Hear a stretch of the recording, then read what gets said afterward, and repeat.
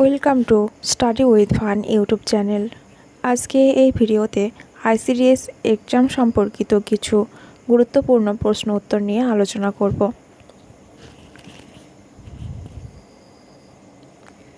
সুসংহত শিশু বিকাশ প্রকল্প ভারত সরকারের কোন মন্ত্রকের পরিচালনায় এবং কবে প্রবর্তন করা হয়? ভারত সরকারের সমাজ কল্যাণ মন্ত্রক 1975 খ্রিস্টাব্দে এই প্রকল্পটি প্রবর্তন করে।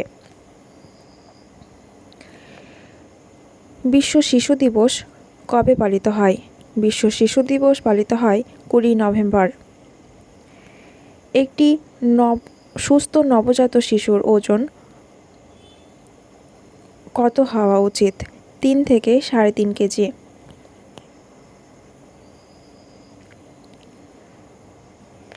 জাতীয় পুষ্টি সপ্তাহ কবে পালিত হয়?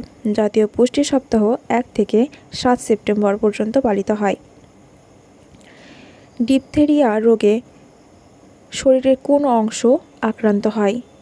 ডিপথেরিয়া রোগে শরীরের শ্বাসনালী আক্রান্ত হয়। একটি শিশুর জন্মের পর কত মাস পর্যন্ত একমাত্র খাদ্য হয় মায়ের দুধ? 6 মাস পর্যন্ত একটি শিশুর খাদ্য হয় মায়ের দুধ। কিসের অভাবে ম্যারাসমাস রোগ হয়? প্রোটিন ও ক্যালোরির উভয়ের অভাবেই ম্যারাসমাস রোগ হয়। রিকেট রোগ কিসের অভাবে হয়? ক্যালসিয়াম ও ম্যাগনেসিয়ামের অভাবে। এইডস রোগ নির্ণয়ে কোন পরীক্ষা করা হয়? এলাইজা বা অ্যালিসা। ওআরএসের পুরো নাম কি? Oral rehydration solution. টাইফয়েড কোন পরীক্ষার মাধ্যমে নির্ণয় করা হয়? ওয়াইডাল টেস্টের মাধ্যমে। আমাদের দেহে আয়রনের অভাবজনিত একটি রোগের নাম কি? অ্যানিমিয়া।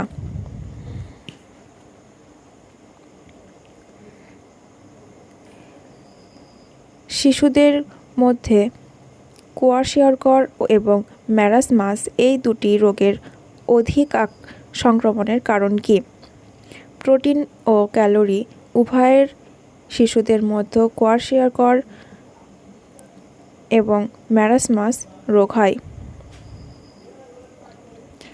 এই দুটি রোগ বেশি সংক্রামিত হয়। ডিহাইড্রেশন কাকে বলে? শরীরে জলের অভাবকে ডিহাইড্রেশন বলে। গ্রামাঞ্চলে গর্ভবতী মা এবং শিশুর স্বাস্থ্য রক্ষার পরামর্শ কারা দেন? Multipurpose health ওয়ার্কাররা।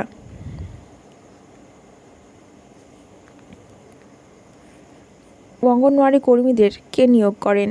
গ্রাম পঞ্চায়েত থেকে অঙ্গনওয়াড়ি কর্মীদের নিয়োগ করেন। দুটি সন্তানের জন্মের মধ্যে কত সময়ের পার্থক্য থাকা উচিত? 3 বছরের পার্থক্য থাকা উচিত। জলবাহিত কয়েকটি রোগের নাম লেখো। আমাশয়, ডায়রিয়া, কলেরা, পোলিও ইত্যাদি। ভিটামিনের শ্রেষ্ঠ উৎস হলো গাজর। শিশুদের ক্ষেত্রে কি রোগের প্রাদুর্ভাব, এটা বানানটা ভুল হয়েছে, ঠিক করে নিও, বেশি দেখা যায়? পোলিও, হাম, ডিপথেরিয়া, হুপিং কাফ, টিটেনাস, কোয়াশিয়রকর প্রভৃতি। এরকম আরও ভিডিও পেতে চ্যানেলটিকে অবশ্যই সাবস্ক্রাইব করবেন এবং বন্ধুদের সঙ্গে শেয়ার করতে ভুলবেন না।